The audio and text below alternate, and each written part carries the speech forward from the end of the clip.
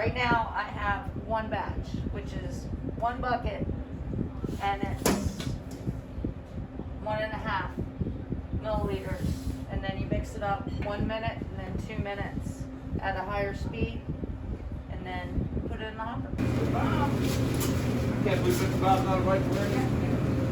They've been the famous part here since 1948.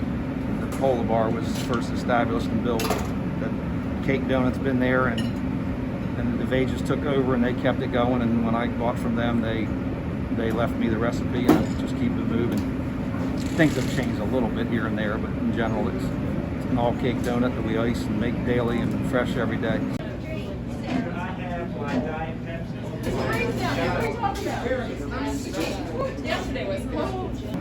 Regulars here, regular there, regular sitting right there with the I voted sticker on his cheek. They're sweet. Most of them are older. Sometimes we get the younger ones.